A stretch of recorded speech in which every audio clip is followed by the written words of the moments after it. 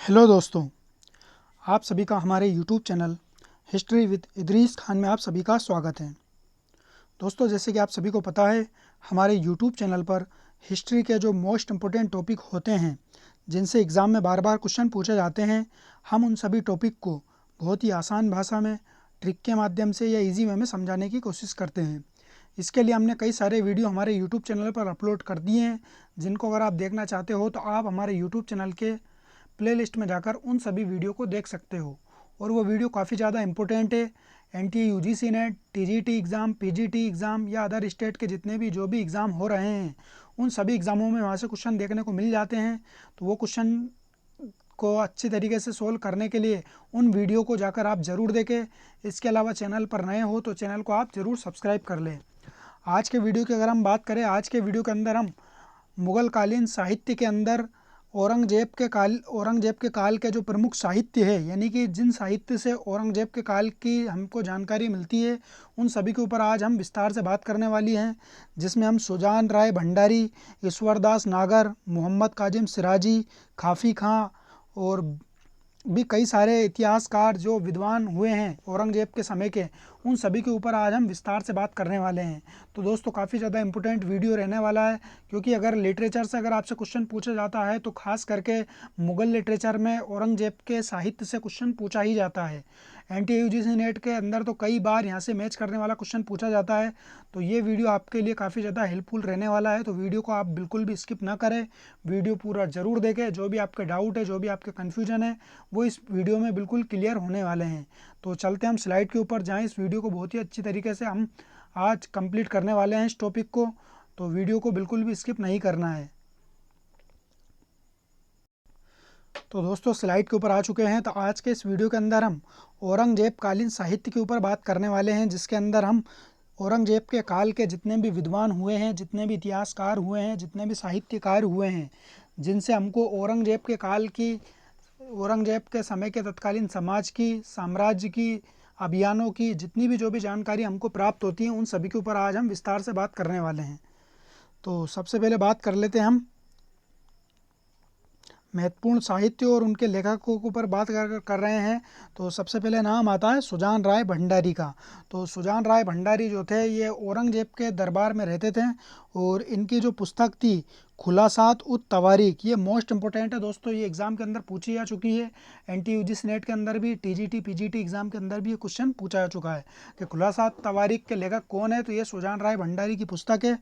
और इसके अंदर क्या विशेषताएं हैं इनकी, तो इस पुस्तक के अंदर जो जानकारी मिलती है, इसके अंदर हुंडी और बीमा प्रणाली के बारे में जानकारी मिलती है। तो आप सभी को पता होना चाहिए, मुग़ल कालीन व्यापार वाणिज्य का जब प्रचलन काफ़ी ज़्यादा हाई लेवल पर जब ये सब चीज़ें चल रही थी, तो उस समय जो लेन देन के लिए जो जिन चीज़ों का प्रयोग किया जाता था, उनमें आपको हुंडी की भी आपको देखने को मिल जाती है। और जो माल इधर से उधर जो ट्रांसफ़र किया जाता था, उन सभी का बीमा भी करवाया जाता था। इन सभी के ऊपर एक अलग से वीडियो लेकर आएंगे, जिसके अंदर ये सारी चीज़ों को समझाया जाएगा। अभी अगर आप थोड़ा अगर इजी लैंग्वेज में अगर समझने की कोशिश करोगे, तो हुंडी का मतलब होता है दोस्तों, जिस तरीके से वर्तमान में जो चेक प्रणाली बैंकों के द्वारा अपनाई जाती है, यानी कि चेक के अंदर इतनी राशि लिखी रहती है, यानी कि चेक के ऊपर लिखी रहता है भाई 500 रुपये। तो 500 रुपये अगर बैंक में अगर जाकर अगर आप दोगे, तो वो 500 रुपये आपको निकाल के दे दिया जाता है। इस तरीके से अगर 1000 रुपये लिखा रहे होंगे, तो 1000 रुपये दे दिया जाएगा। और उसके अंदर डेट भी लिखी रहती है कि किस डेट तक ये चेक जो है वैलिड माना जाएगा। तो इस तरीके से दो तरह की हुंडी होती थी, एक दर्शनी हुंडी और एक मियादी हुंडी। तो दर्शनी हुंडी जो होती थी, जो हुंडी ले जाकर किसी भी एजेंट को या किसी भी व्यापारी को जब दी जाती थी, तो वो यानी कि एक व्यापारी इस स्थान पर होता है। जैसे कि एग्जाम्पल के लिए अगर इसको अगर समझे, तो एक व्यापारी है आपका आगरा के अंदर, दूसरा व्यापारी बैठा है आपका दिल्ली के अंदर। तो जो व्यापारी है आगरा के अंदर बैठा हुआ है, उसी का एक एजेंट उसने दिल्ली के अंदर बैठा रखा है। तो आगरा वाला जो एजेंट, यानी कि आगरा वाला जो व्यापारी है, किसी ग्राहक को या किसी दूसरे छोटे व्यापारी को अगर कोई हुंडी देगा, तो वो हुंडी अपने दिल्ली वाले एजेंट के पास जाकर देगा, तो दिल्ली वाला एजेंट उस हुंडी को देखेगा कि कौन सी हुंडी है, तो उसमें देखा जाएगा कि ये दर्शनी हुंडी है, मियादी हुंडी है। तो दर्शनी हुंडी का मतलब ये होता है कि जो तत्काल उसकी राशि जितनी भी जो भी लिखी हुई है देखते ही से ही उसकी राशि प्रदान कर देना है, उसको दर्शनी हुंडी बोला जाता है। और मियादी हुंडी का मतलब ये है दोस्तों, उस हुंडी के ऊपर डेट लिखी रहती है, यानी कि 12 तारीख अगर लिखी हुई है उसके ऊपर, तो 12 तारीख को ही उसका पेमेंट मिलेगा। 13 तारीख अगर लिखी हुई है तो 13 तारीख को ही उसको पेमेंट मिलेगा। इस तरीके से दर्शनी हुंडी और मियादी हुंडी दो तरह की हुंडी होती है। तो ये एक अलग से क्लास लेकर आएंगे जिसमें इन सारी चीज़ों को बहुत ही अच्छी तरीके से क्लियर करेंगे। तो हुंडी और बीमा प्रणाली के बारे में जानकारी किसने दी है? सुजान राय भंडारी ने दी है। तो भंडारी ने हुंडी की जानकारी दी है, इस तरीके से आप याद रख लेना है। इसके अलावा सुजान राय भंडारी के बारे में अगर हम समझे थोड़ा सा, तो इस पुस्तक के अंदर महाभारत काल के पांडवों से लेकर शाहजहां की मृत्यु तक का इतिहास सम्मिलित है। तो शाहजहां की मृत्यु कब होती है दोस्तों, आप सभी को पता होना चाहिए, 1666 के अंदर शाहजहां की मृत्यु होती है आगरा के किले के अंदर। तो महाभारत के शासनकाल से लेकर, यानी कि जो पांडवों का जो शासनकाल था उससे लेकर की घटनाओं के बारे में जानकारी मिलती है। तो वहाँ से लेकर तो मुगल बादशाह शाहजहां के मृत्यु तक का इतिहास इसके अंदर मिलता है। इसके अलावा दोस्तों इसने और क्या बात बोली है, इसने काबुल और कांधार को हिंदुस्तान के दो दरवाजे बताए हैं। तो काबुल और कांधार जो हमारे उत्तर पश्चिम के क्षेत्र के अंदर स्थित है, उसको हिंदुस्तान के दो दरवाजे बताए हैं। इसके अलावा सुजान राय भंडारी के बारे में अगर बात करें, तो सुजान राय भंडारी जो थे पंजाब के पटियाला नगर के निवासी थे। ये पंजाब के पटियाला नगर के निवासी थे और ये अकबर यानी कि शाह औरंगजेब के दरबार से ये संबंधित थे। इनकी पुस्तक के अंदर क्या क्या जानकारी मिलती है हमने देख ही लिया। इनकी पुस्तक के अंदर हुंडी और बीमा प्रणाली के बारे में जानकारी मिलती है और पांडवों से लेकर शाहजहां की मृत्यु तक का इतिहास इनकी पुस्तक के अंदर देखने को मिल जाता है। इसके अलावा इन्होंने कांधार और काबुल को हिंदुस्तान के दो दरवाजे बताए। तो यही सारी इंपॉर्टेंट चीज़ें हैं इनके बारे में। इसके बाद अगली बात कर लेते हैं हम मोहम्मद कासिम सिराजी की। तो मोहम्मद कासिम सिराजी जो है, इनकी पुस्तक के बारे में पूछा जाता है। इनकी पुस्तक है आलमगीर नामा। तो आलमगीर नामा एक तो इनकी पुस्तक है, दूसरी कासिम सिराजी की तर्ज पर हातिम खान ने भी लिखी थी आलमगीर नामा। तो इस तरीके से आपको कंफ्यूज नहीं होना है, हातिम खान ने भी आलमगीर नामा लिखी है और मोहम्मद कासिम सिराजी ने भी आलमगीर नामा लिखी है। अब इनकी विशेष क्या बात है, तो ये औरंगजेब के राज के इतिहासकार थे। हालांकि औरंगजेब ने इतिहास विभाग को यानी कि इतिहास लिखने को पाबंदी लगा दी थी, मगर ये शुरुआती समय में ये राज के इतिहासकार थे। तो ये आपको याद रखना है। इसके अलावा दोस्तों इन्होंने क्या है इनका इम्पोर्टेंट, तो काजी ने, ये जो मोहम्मद कासिम सिराजी है, इन्होंने शाहजहां के भाइयों को बेशुका और नाशुजा कहकर बदनाम किया है और शाहजहां की भी आलोचना की है। तो ये कई सारी चीज़ें हैं जो इनके बारे में बताई जाती है।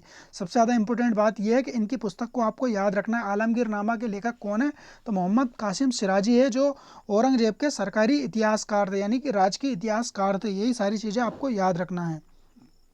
इसके अलावा दोस्तों इसके बारे में और ये बताया जाता है कि ये एकमात्र इतिहासकार था औरंगजेब के दरबार से संबंधित जो औरंगजेब से सलाह लेने की आज़ादी मिली हुई थी। यानी कि औरंगजेब से क्या भी कोई भी सजेशन वगैरह या एडवाइस वगैरह अगर लेना है तो वो इसी को एकमात्र परमिशन दे रखी थी, यानी कि इसी को एक आज़ादी दे रखी थी। ये सारी चीज़ें आपको याद रखना है। और दूसरी चीज़ आपको ये चीज़ नहीं भूलना है कि हातिम खान ने भी आलमगीर नामा के नाम से एक पुस्तक लिखी थी। तो दो लोगों ने मिलकर आलमगीर नामा लिखी है, दोनों की अलग अलग आलमगीर नामा है। तो जिस तरीके से हमने तारीख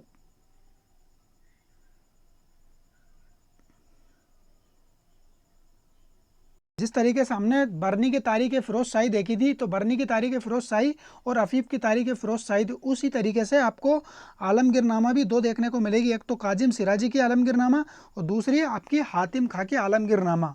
तो यहाँ पे कंफ्यूज नहीं होना है। इसके बाद बात कर लेते हैं सबसे बड़ा जो इतिहासकार था औरंगजेब के शासनकाल का, काफ़ी खां। तो काफ़ी खां के बारे में तो हर बार क्वेश्चन पूछा ही जाता है एग्जाम के अंदर, तो काफ़ी ज़्यादा इंपॉर्टेंट है। और इनकी जो नाम है, इनके बारे में जो भी जानकारियाँ हैं, उन सभी के बारे में काफ़ी ज़्यादा पूछा जाता है। तो इनके मूल नाम की अगर बात करें, काफ़ी खां की तो उपाधि हालांकि मोहम्मद शाह रंगीला के द्वारा दी जाती है, क्योंकि इन्होंने ये अपनी जो ग्रंथ था, अपना जो पुस्तक थी, उसको छुपा के रखा था, क्योंकि इसके अंदर औरंगजेब के बारे में काफ़ी ज़्यादा इन्होंने आलोचना लिखी थी अपने साहित्य के अंदर। तो इस वजह से इन्होंने इस पुस्तक को छुपा कर रखा था और इस वजह से इसको मोहम्मद शाह रंगीला के द्वारा खाफी खां की उपाधि, यानी कि खाफी खां का मतलब होता है गुप्त खां, तो इस वजह से इसको ये उपाधि प्रदान की जाती है। तो मूल नाम की अगर बात करें खाफी खां की, तो मूल नाम जो था इसका मोहम्मद हाशिम अली खान इसका मूल नाम था। ये एग्जाम के अंदर क्वेश्चन पूछा आ चुका है।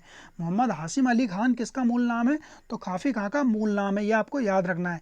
इसके बाद अगर इसकी पुस्तक की बात करें तो इसकी पुस्तक का नाम था मुंतखब उल लुबाब। तो ये मोस्ट इंपॉर्टेंट है, मुंतखब उल लुबाब किसकी रचना है? तो खाफी खां की रचना है। मुंतखब उल तवारीख अगर देखो तो हमने देखा दोस्तों, मुंतखब उल तवारीख किसकी रचना है, ये आपको कमेंट्स करके बताना है। मुंतखब उल तवारीख इस बार का जो NTA-UGC नेट का एग्ज़ाम था फरवरी के अंदर, जून के अंदर जो एग्ज़ाम हुआ था उसके अंदर क्वेश्चन भी पूछा गया था मैच करने वाला, तो उसके अंदर मुंतखब उल तवारीख का क्वेश्चन पूछा गया था। तो मुंतखब उल तवारीख किसकी रचना है, ये आपको कमेंट्स करके बताना है दोस्तों। अगर चैनल पर नए हो तो चैनल को आपको सब्सक्राइब कर लेना है। इसके अलावा जो मुंतखब उल लुबाब है, इसी को तारिक ए खाफी खां भी कहा जाता है, यानी कि अपने नाम के ऊपर भी ये पुस्तक लिखी गई थी। इसी तरीके से इसका दोनों नाम देखने को मिल जाता है, तो मुंतखब उल लुबाब और तारिक ए खाफी खां। अब इसके अंदर खास बात क्या है, तो विशेष ये है कि ये तैमूर वंश के इतिहास से लेकर, यानी कि तैमूर का जो आक्रमण होता है, यानी कि तैमूर का जो राजवंश होता है उससे लेकर तो 1733 यानी कि औरंगजेब के शासनकाल के बाद तक की, यानी कि मोहम्मद शाह रंगीला के शासनकाल तक के बारे में जानकारी मिलती है। तो मोहम्मद शाह रंगीला का शासनकाल रहता है आपका, तो तब तक की जानकारी इसके अंदर मिलती है। इसके अलावा दोस्तों औरंगजेब ने इसे मुंबई के अंदर यूरोपीय उपनिवेश में राजदूत नियुक्त किया था, यानी कि मुगल साम्राज्य की तरफ से इसको मुंबई के अंदर राजदूत के रूप में नियुक्त किया था, ये आपको याद रखना है। और इसको व्यंग रूप में निजामुल मुल्क कहा जाता है। तो व्यंग रूप में निजामुल मुल्क क्यों कहा जाता है? क्योंकि इसने निजामुल मुल्क जो हैदराबाद का जो संस्थापक था निजामुल मुल्क चिंकलिज खां, उसके बारे में काफ़ी ज़्यादा प्रशंसाएं की है अपने साहित्य के अंदर, तो इस वजह से इसको व्यंग रूप में, यानी कि इसको चिढ़ाने के लिए निजामुल मुल्क कहा जाता था।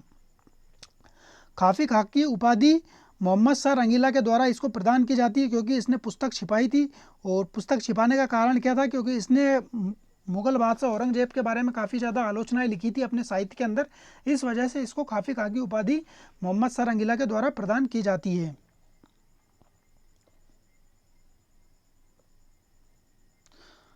इसके अलावा इसने क्या क्या जानकारी प्रदान की, इसके बारे में देख लेते हैं। इसने शिवाजी को धोखे के पिता और शैतान का चतुर बेटा और ठगी का पुतला कहा है। खाफी खां ने शिवाजी के बारे में मतलब इस तरीके से आलोचनाएं लिखी है कि शिवाजी को धोखे का पिता कहा है, शैतान का चतुर बेटा और ठगी का पुतला कहा है। हालांकि शिवाजी के बारे में जो धार्मिक इनकी नीतियाँ थी शिवाजी की, उनके बारे में प्रशंसा की है। इसके अलावा इसके अनुसार बहादुर शाह प्रथम प्रशासन से बेखबर था, इस वजह से लोग उसे शाह बेखबर कहते थे। तो शाह बेखबर की जो उपाधि प्रदान की गई है बहादुर शाह प्रथम को, यानी कि मुअज्जम को, वो उपाधि खाफी खां के द्वारा प्रदान की गई है। ये सारी चीज़ें आपको याद रखना है। इसके अलावा और क्या इंपॉर्टेंट चीज़ें हैं ये हम देख लेते हैं।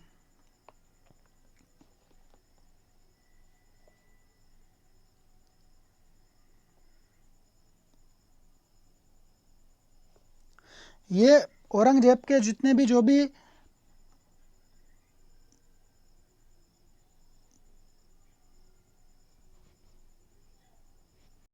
औरंगजेब के जो फ़कीरी गुण थे, यानी कि जिस तरीके से वो सादा जीवन वगैरह, ये जो दरवेश राजा की तरह जो रहता था, उसके बारे में तो इसने प्रशंसा की है।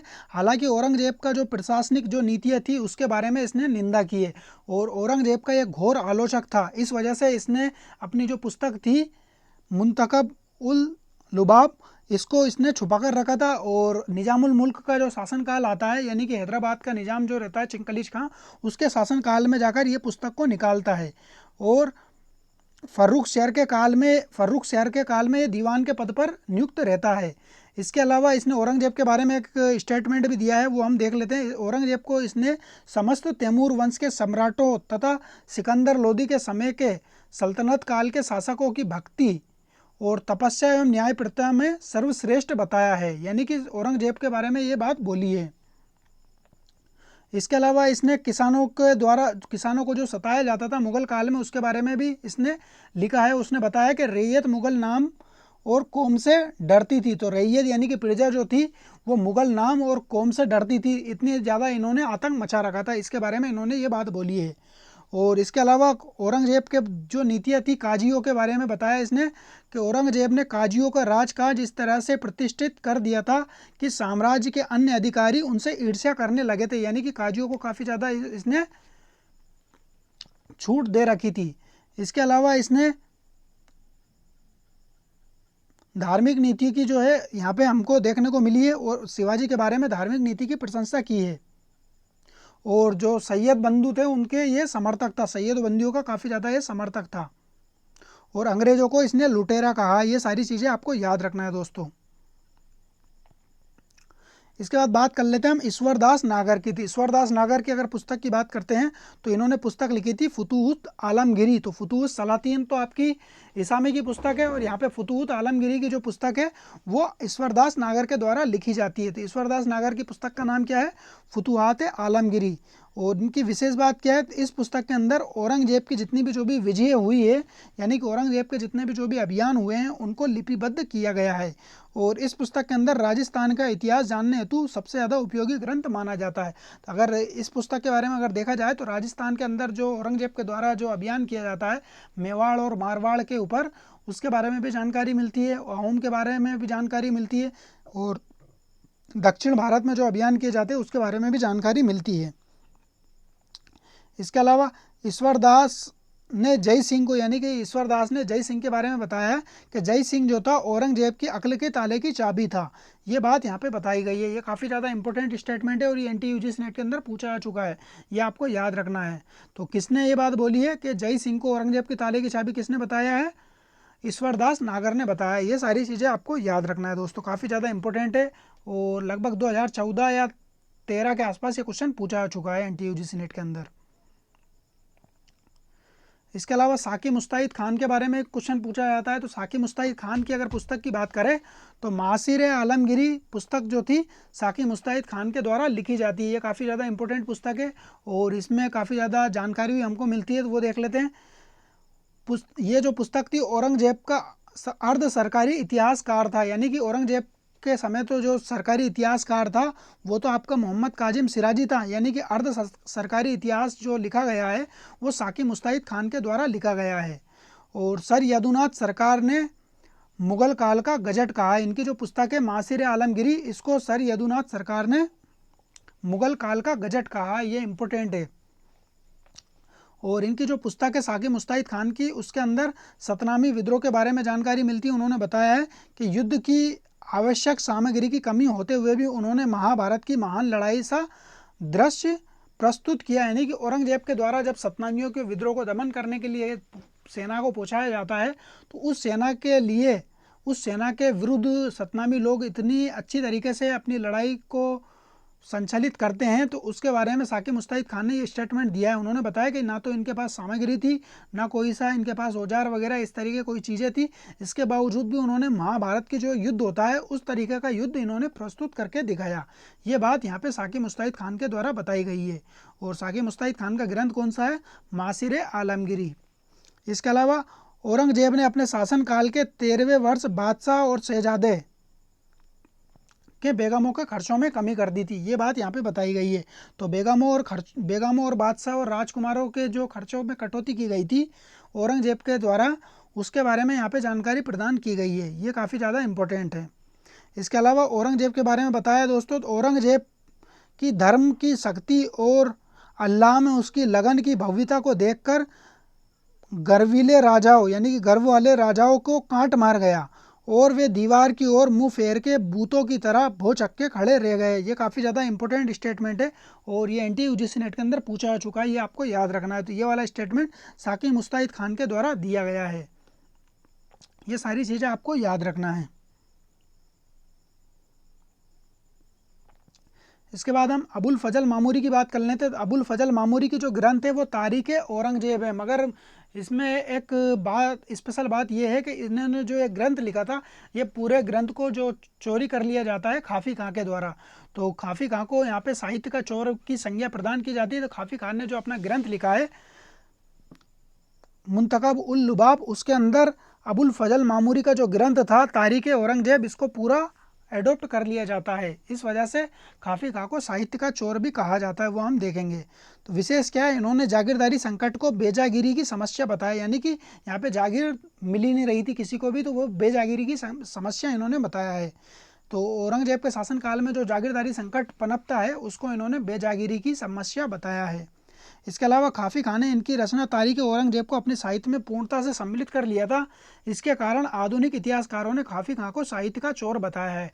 तो ये काफ़ी ज़्यादा इंपॉर्टेंट है। तो काफ़ी खां ने किसके साहित्य को पूरी तरीके से अपने साहित्य में मिला लिया था, तो अबुल फजल मामूरी की साहित्य को, यानी कि उनकी जो रचना थी तारीख औरंगजेब, उसको अपने साहित्य में मिला लिया था। इस वजह से काफ़ी खां को साहित्य का चोर कहा जाता है। तो अबुल फजल अल्लामी अलग है दोस्तों, और अबुल फजल मामूरी अलग है। तो अबुल फजल अल्लामी जो है वो आपके औरंगजेब के शासनकाल के अंदर देखने को, अकबर के शासनकाल के अंदर देखने को मिलते हैं, और अबुल फजल मामूरी जो है ये आपको औरंगजेब के शासनकाल में मिलते हैं।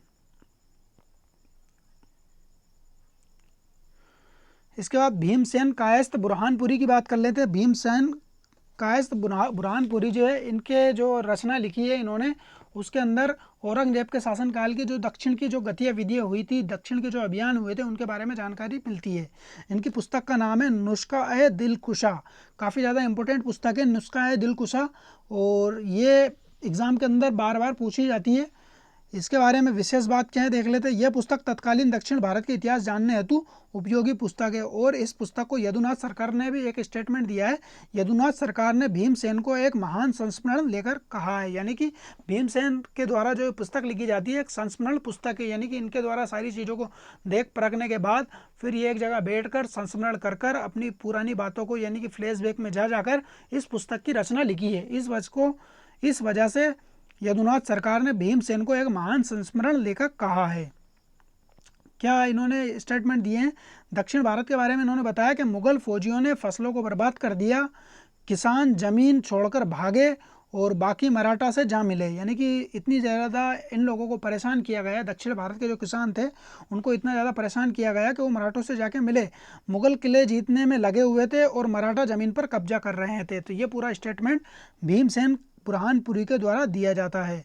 दक्षिण भारत की जो गतिविधियाँ थी उनके बारे में इन्होंने ये जानकारी प्रदान की है। इसके अलावा और भी एक स्टेटमेंट इनके द्वारा दिया जाता है। भीमसेन ने कई प्रसिद्ध मंदिरों के नाम के साथ उनका विशद वर्णन किया है, यानी कि भीमसेन के द्वारा जब दक्षिण भारत की यात्रा की जाती है तो दक्षिण भारत के कई सारे मंदिरों के बारे में इनके द्वारा जानकारी प्रदान की जाती है। इसके अलावा भीमसेन के अनुसार दक्षिण के मंदिरों की गिनती करना कठिन है। दक्षिण भारत के अंदर इतने ज़्यादा मंदिर थे कि उनकी गिनती करना कठिन है, और उनमें से प्रत्येक मंदिर सोलापुर के दुर्ग के समान है, यानी कि सोलापुर का जो दुर्ग था, किला था, उसके समान बताया गया, यानी कि काफ़ी ज़्यादा विशाल मंदिर देखने को मिले हैं दक्षिण भारत के अंदर। इसकी जानकारी भीमसेन बुरहानपुरी ने दी है।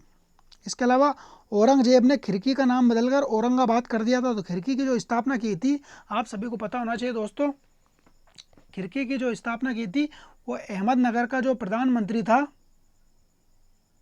मलिक अंबर, उसके द्वारा खिरकी की स्थापना की जाती है। उसी का नाम बदलकर औरंगजेब के द्वारा औरंगाबाद नगर कर दिया जाता है। ये कई सारी चीज़ें आपके लिए इम्पोर्टेंट है जो आपको याद रखना है दोस्तों।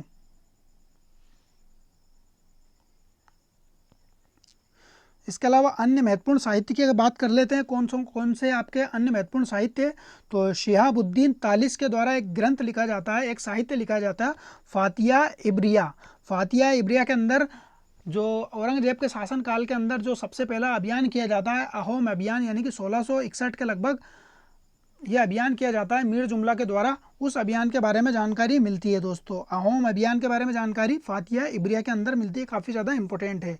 इसके बाद चांडीदास के द्वारा तज़किरात उल सलातीन चकता के चांडीदास के द्वारा एक ग्रंथ लिखा जाता है, सलातीन तज़किरात उस सलातीन ए चगता। तो इनके बारे में थोड़ा समझ लेते हैं। चांडीदास जो थे दोस्तों, ये हिंदू धर्मशास्त्री थे, और इन्होंने इस्लाम धर्म को स्वीकार कर लिया था औरंगजेब के शासनकाल में। और इन्होंने औरंगजेब के शासनकाल में जब इस्लाम धर्म अपना लिया था तो चांडीदास ने अपना नाम मोहम्मद हादी कर लिया था। तो दोस्तों ये आपको लिए काफ़ी ज़्यादा इंपॉर्टेंट है। तो मोहम्मद हादी के नाम से इन्होंने फिर बाद में रचनाएँ लिखी है, और औरंगजेब के द्वारा इनको कामबर खां की उपाधि प्रदान की जाती है। तो कौन सी उपाधि की प्रदान की जाती है? कामबर खां की उपाधि प्रदान की जाती है। और यह रचना मुगल काल के अंदर मुगल काल से यानी कि औरंगजेब के शासन काल से लेकर तो 1724 तक के बारे में जानकारी प्रदान की जाती है। तज़किरात उस सलातीन ए चगता, तो चांडीदास के बारे में हमने ये सारी चीज़ें देख ली है। इसके अलावा रसिकदास किरोड़ी और मोहम्मद हाशिम के द्वारा कुछ पत्र भेजे जाते हैं दोस्तों, उनके बारे में देख लेते हैं। कुछ पत्र भेजे जाते हैं जिसके फरमान भेजे गए, जिसमें दमनकारी कराधान, कृषि पैदावार में आ रही कमी और खेतीहारों का पलायन की जानकारी मिलती है। काफ़ी ज़्यादा इंपॉर्टेंट और NTUGC नेट के अंदर ये पूछा जा चुका है। तो रसिकदास किरोड़ी और मोहम्मद हाशिम के द्वारा कुछ फरमान पहुँचाए जाते हैं जिसके अंदर ये जानकारी मिलती है कि किस तरीके से यहाँ पे दमनकारी नीति और कराधान के अंदर जो अव्यवस्था फैली हुई है, और कृषि पैदावार में आ रही कमी यानी कि कृषि की पैदावार में भी कमी आ रही है, और खेतहारों यानी कि किसानों की भी काफ़ी ज़्यादा बुरी स्थिति है, इसकी वजह से वो पलायन कर रहे हैं। तो ये सारी समस्याओं के बारे में जानकारी रसिकदास किरोड़ी और मोहम्मद हाशिम के द्वारा प्रदान की जाती है। इसके अलावा दोस्तों वाक़ाए अजमेर नामक एक रचना होती है। वाक़ाए अजमेर नाम की एक रिपोर्ट होती है, गुप्त रिपोर्ट। उसके अंदर मेवाड़ और मारवाड़ के बारे में जानकारी मिलती है। तो मेवाड़ और मारवाड़ के संबंध के बारे में जानकारी किसमें मिलती है? वाक़ाए अजमेर। वाक़ाए अजमेर एक रिपोर्ट है, गुप्त रिपोर्ट। रुकात ए आलमगिरी के बारे में दोस्तों, औरंगजेब के पत्रों का संकलन रुकात ए आलमगिरी, ये आपके लिए काफ़ी ज़्यादा इंपॉर्टेंट है, ये आपको याद रखना है। इसके अलावा जफरनामा की बात करें दोस्तों, तो जफरनामा जो सिख गुरु थे, अंतिम गुरु गोविंद सिंह, उनके द्वारा जो पत्र पहुँचाए गए थे औरंगजेब की प्रशंसा में, औरंगजेब के जो पत्र का जो हुआ था पत्राचार दोनों के मध्य, उसका संकलन जफरनामा के नाम से किया जाता है। इसके अलावा गुणसार की अगर बात करें दोस्तों, तो गुणसार में मारवाड़ के शासक अजीत सिंह ने औरंगजेब की प्रशस्ति लिखी थी। तो मारवाड़ के जो शासक थे अजीत सिंह, उन्होंने औरंगजेब की प्रशस्ति लिखी थी गुणसार के नाम से। ये काफ़ी ज़्यादा इंपॉर्टेंट चीज़ें हमने आज डिस्कस कर ली है, इनको थोड़ा सा ब्रीफ में एक बार समझ लेते हैं क्या क्या चीज़ें आज हमने देखी है। तो सबसे पहले हमने बात की थी दोस्तों सुजान राय भंडारी की, जिनकी पुस्तक है खुलासात उत तवारीख, जिसके अंदर आपको हुंडी व्यवस्था और बीमा व्यवस्था के बारे में जानकारी मिलती है। और ये पुस्तक की शुरुआत अगर देखी जाए तो महाभारत के काल से लेकर तो शाहजहाँ की जो मृत्यु होती है 1666 में, तब तक के बारे में जानकारी मिलती है। और इन्होंने काबुल और कांधार को हिंदुस्तान के 2 दरवाजे बताए हैं। तो ये सारी चीज़ें हमने देख ली है। इसके अलावा मोहम्मद कासिम सिराजी ने आलमगीरनामा लिखा है, जो एक राजकीय इतिहासकार थे, और शाहजहाँ के भाइयों के बारे में इन्होंने आलोचनाएं की है। और कासिम सिराजी की तर्ज पर हातिम खान ने आलमगीरनामा लिखी है। तो हातिम खान ने भी आलमगीरनामा लिखी है और मोहम्मद कासिम सिराजी ने भी आलमगीरनामा लिखी है। दोनों चीज़ें आपको याद रखना है। काफ़ी खां की बात करें दोस्तों, तो इनका मूल नाम जो था मोहम्मद हाशिम अली खान इनका मूल नाम था, और मुंतखब उल लुबाब नाम से इन्होंने एक रचनाएं लिखी थी, जिसको तारीख ए खाफी खां भी कहा जाता है। और इसके अंदर जो अबुल फजल मामूरी थे, उनकी रचना थी तारीख औरंगजेब, उसको पूरी तरीके से इन्होंने अपने साहित्य में मिला लिया था। इस वजह से खाफी खां को साहित्य का चोर भी कहा जाता है। ये तैमूर वंश के इतिहास से लेकर 1733 यानी कि मोहम्मद शाह रंगीला तक के बारे में जानकारी प्रदान की जाती है। और काफ़ी खां की जो उपाधि है दोस्तों, ये मोहम्मद शाह रंगीला के द्वारा ही प्रदान की जाती है। औरंगजेब ने इनको मुंबई के अंदर उपनिवेश में नियुक्त किया था राजदूत के रूप में, और व्यंग्य रूप में इनको निजामुल मुल्क कहा जाता है, क्योंकि निजामुल मुल्क चिंगकलीज खां के बारे में काफ़ी ज़्यादा प्रशंसा करते थे। इस वजह से इनको व्यंग्य रूप में निजामुल मुल्क कहा जाता है। खाफी खां की जो उपाधि थी मोहम्मद शाह रंगीला ने प्रदान की थी। खाफी खां का अर्थ होता है दोस्तों गुप्त खान, और इन्होंने पुस्तक को छुपा कर रखा था औरंगजेब के शासनकाल में, क्योंकि औरंगजेब की काफ़ी ज़्यादा इन्होंने आलोचनाएं की थी। इस वजह से इनको खाफी खां की उपाधि प्रदान की जाती है बाद में और मोहम्मद शाह रंगीला के द्वारा। इन्होंने शिवाजी के धोखे के पिता, शैतान का चतुर बेटा और ठगी का पुतला कहा है। हालांकि इनकी जो धार्मिक नीति थी उसकी प्रशंसा की है। और मोहम्मद शाह बहादुर शाह प्रथम को इन्होंने साहेब बेकाबर की उपाधि प्रदान की है। ईश्वरदास नागर की बात की थी हमने, फुतूहत आलमगिरी इन्होंने पुस्तक लिखी है, जिसके अंदर औरंगजेब के जितने भी अभियान किए जाते हैं उसके बारे में जानकारी मिलती है, खास करके राजस्थान के बारे में जानकारी मिलती है। और इन्होंने जय सिंह को औरंगजेब के अक्ल के ताले की चाबी बताया है। तो फुतूहत सलातीन नहीं है दोस्तों, फुतूहत आलमगिरी ईश्वरदास नागर की पुस्तक है। तो फुतूहत सलातीन किसकी रचना है? ये इसामी की रचना है। इसके बाद साकी मुस्ताहिद खान की पुस्तक देखी थी हमने, मासिर आलमगिरी, जिसमें आपको औरंगजेब का अर्ध संस्कारी इतिहास देखने को मिलता है। और यदुनाथ सरकार ने इसको मुगल काल का गजट कहा है। ये काफ़ी ज़्यादा इंपॉर्टेंट है। और सतनामी विद्रोह के बारे में बताया कि इनके पास ना तो कोई हथियार थे, इस वजह और ना कुछ इनके पास कोई हेल्प वगैरह कुछ मदद के लिए कोई था, फिर भी इन्होंने महाभारत की लड़ाई जैसा इन्होंने दृश्य प्रस्तुत किया। और अकबर के शासनकाल में जो कटौती की जाती है बादशाह और बेगमों के खर्चों में, उसके बारे में इन्होंने जानकारी प्रदान की। इसके अलावा एक स्टेटमेंट दिया जिसमें आपको धर्म की शक्ति और अल्लाह की लगन में बहुता देखकर गर्वीले राजाओं को काट मार गए, ये तरीका का एक स्टेटमेंट इन्होंने दिया है। इसके अलावा अबुल फजल मामूरी ने एक पुस्तक लिखी है तारीख औरंगजेब, जिसके अंदर जागीरदारी संकट को बेजागिरी की समस्या बताया है और काफ़ी खां ने इनकी पुस्तक को चुरा लिया था। इस वजह से इनको साहित्य की चोर की संज्ञा प्रदान की जाती है। भीमसेन कायस्थ बुरहानपुरी की बात की थी हमने, तो जिसमें नुस्खा दिल कुशा नाम से इन्होंने एक पुस्तक लिखी थी, जिसके अंदर तत्कालीन दक्षिण भारत के बारे में जानकारी मिलती है। यदुनाथ सरकार ने इनको महान संस्मरण कहा है। और दक्षिण भारत के अंदर मुगल फौजियों ने फसलों को बर्बाद कर दिया, किसानों की ज़मीनों को छोड़कर भागने के लिए मजबूर कर दिया और वो मराठे से जाके मिल जाते हैं। मुगल किले जीतने में लगे थे और मराठा ज़मीन पर कब्जा कर रहे थे, ये स्टेटमेंट इनके द्वारा दिया जाता है। इसके अलावा इन्होंने मंदिरों के बारे में भी जानकारी प्रदान की। भीमसेन ने कई प्रसिद्ध मंदिरों को विशद वर्णन किया है और भीमसेन के अनुसार दक्षिण के मंदिर गिनती करना कठिन है और उनके प्रत्येक मंदिर सोलापुर के दुर्ग के समान हैं। इसके अलावा औरंगजेब के द्वारा खिरकी का नाम बदलकर औरंगाबाद कर दिया जाता है, ये बात यहाँ पे भीमसेन के द्वारा की जाती है। अन्य साहित्य की अगर बात करें दोस्तों, तो शिहाबुद्दीन तालिस ने यहाँ पे फातिया इब्रिया नाम से एक ग्रंथ लिखा जिसमें अहोम अभियान के बारे में जानकारी मिलती है। चांडीदास ने तज़किरात उल सलातीन चगता के नाम से साहित्य लिखा है। रसिकदास किरोड़ी और महमूद हासिम ने कुछ फरमानों के द्वारा कराधान और दमनकारी कराधान व्यवस्था और कृषि पैदावार में आ रही समस्या के बारे में इन्होंने बताया है। वाक़या अजमेर की जो रिपोर्ट थी उसके अंदर मेवाड़ और मारवाड़ के बारे में जानकारी मिलती है। और रुकात आलमगिरी जो था औरंगजेब के पत्रों का संकलन था, ये मोस्ट इंपॉर्टेंट है। जफरनामा के अंदर गुरु गोविंद सिंह के पत्रों का संकलन देखने को मिलता है। और गुणसर जो था ये मारवाड़ के शासक अजीत सिंह के द्वारा औरंगजेब की प्रशस्ति लिखी जाती है, ये गुणसर के नाम से। तो दोस्तों सारी चीज़ें आपकी क्लियर हो गई होगी आई होप। तो अगर वीडियो पसंद आए तो वीडियो को लाइक करें, ज़्यादा से ज़्यादा शेयर करें और चैनल पर नए हो तो चैनल को आप ज़रूर सब्सक्राइब कर ले। और वीडियो की PDF प्राप्त करने के लिए आप हमारे टेलीग्राम चैनल है इतिहासनामा, उसको आप ज्वाइन कर सकते हो। तो वीडियो को समाप्त करते हैं। थैंक यू, धन्यवाद।